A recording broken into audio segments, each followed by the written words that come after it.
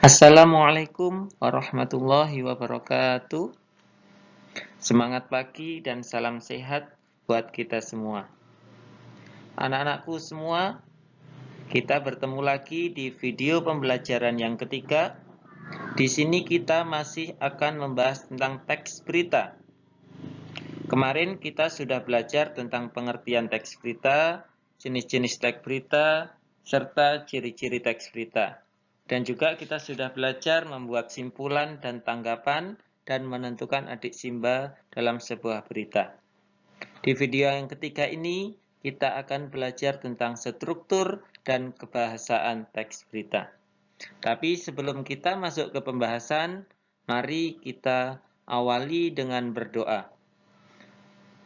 Berdoa sesuai agama dan keyakinan masing-masing. Berdoa dimulai.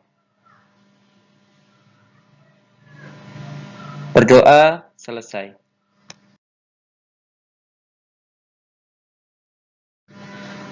Dalam video yang ketiga ini, kita akan mempelajari kompetensi dasar atau KD 3.2, yaitu tentang pengetahuan, yang isinya menelaah struktur dan kebahasaan teks berita, membanggakan dan memotivasi yang didengar dan dibaca.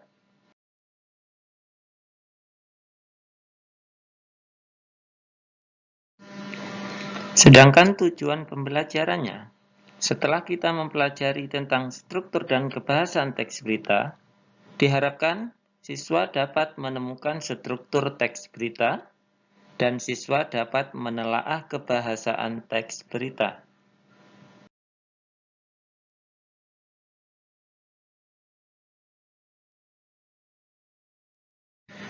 Baiklah anak-anak, untuk selanjutnya kita masuk ke dalam pembahasan, yaitu tentang struktur teks berita.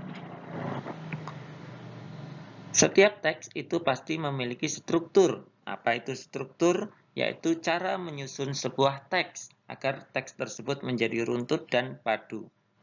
Begitu juga teks berita memiliki struktur. Ada 4 struktur teks berita. Yang pertama judul berita, kedua teras atau led berita, ketiga tubuh atau bodi berita, 4 ekor atau leg berita. Sekarang kita kupas satu persatu. Yang pertama yaitu judul berita. Judul berita merupakan kata kunci yang mewakili keseluruhan berita. Dari semua berita yang ditulis, itu kata kuncinya ada di judul berita. Yang kedua yaitu teras atau led berita. Teras atau led berita adalah bagian yang sangat penting dalam berita. Di dalam teras berita terangkum inti dari keseluruhan isi berita. Teras atau led berita ditulis pada paragraf pertama sebuah berita. Kemudian, unsur penting berita 5W1H pada umumnya ditulis pada paragraf pertama dan kedua. Paragraf tersebut diperlukan untuk merangkum atau meringkas berita yang disusun. Paragraf tersebut menjadi jantung dari satu berita.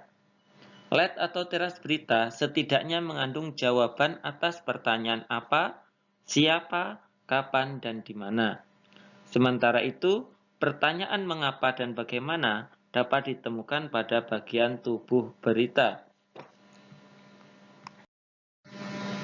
Yang ketiga, struktur teks berita yaitu tubuh atau bodi berita.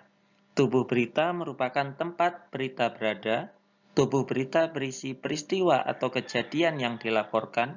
Bahasa dalam berita singkat, padat, dan jelas. Dan di tubuh berita inilah biasanya pertanyaan mengapa dan bagaimana dituliskan. Karena pertanyaan bagaimana dan mengapa di situ membutuhkan sebuah penjelasan yang panjang. Dan di tubuh berita inilah dijelaskan. Yang terakhir yaitu ekor atau leg berita. Ekor berita berisi informasi kurang penting. Biasanya dalam ekor berita ini berisi tentang kesimpulan sebuah berita.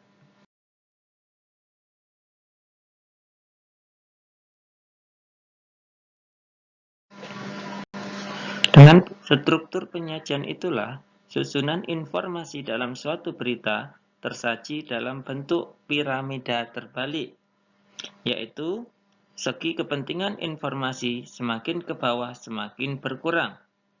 Jadi yang paling penting berada di bagian paling atas.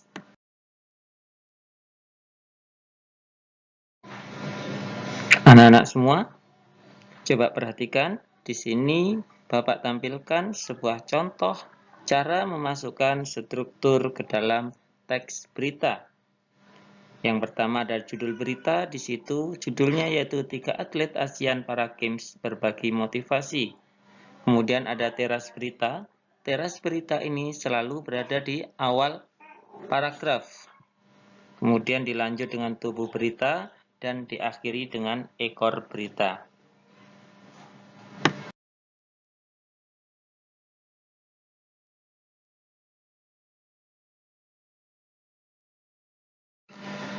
Kemudian, pembahasan yang kedua yaitu tentang kebahasaan teks berita.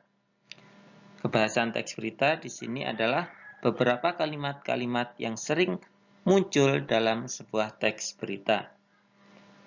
Yang pertama yaitu penggunaan verba transitif dan pewarta. Yang pertama, verba transitif.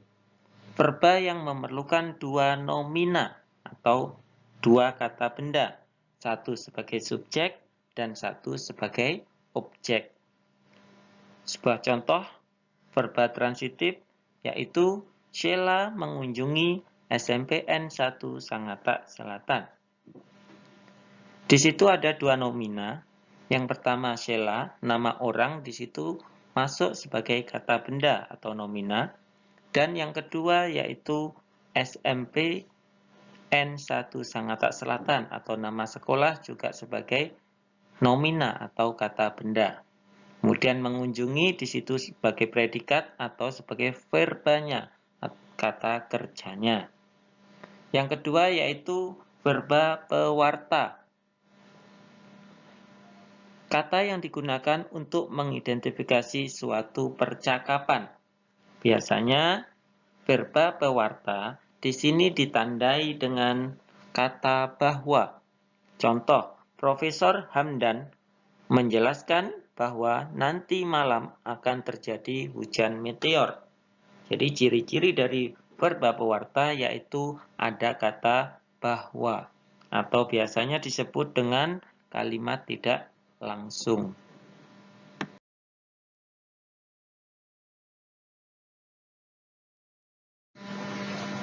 Kemudian kebahasaan yang selanjutnya yaitu penggunaan bahasa yang bersifat standar atau bahasa baku. Penggunaan bahasa yang standar atau baku akan memudahkan pemahaman banyak orang. Penggunaan bahasa baku lebih mudah dipahami oleh masyarakat umum. Bahasa-bahasa yang bersifat populer atau kedaerahan akan dihindari dalam media-media nasional. Bahasa baku yaitu bahasa Indonesia yang sudah sesuai dengan KBBI atau Kamus Besar Bahasa Indonesia. Kemudian yang C yaitu penggunaan kalimat langsung. Dalam teks berita kamu akan menemukan kalimat langsung.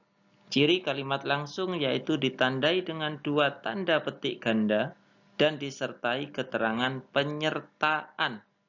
Penggunaan kalimat langsung ini terkait dengan pengutipan pernyataan-pernyataan oleh narasumber berita. Contoh, pelaku sudah kami tetapkan sebagai tersangka. Saat ini kami terus mengembangkan kasusnya, ucap Bambang. Jadi, kata ucap Bambang di situ dia yang membuat pernyataan dalam berita tersebut. Yang terakhir, yaitu penggunaan konjungsi. Konjungsi yaitu kata sambung. Contoh, dan, atau, awalnya, sejak, dan lain sebagainya. Konjungsi yang sering digunakan yaitu konjungsi temporal atau penjumlahan. Seperti contoh, kemudian, sejak, setelah, awalnya, dan akhirnya.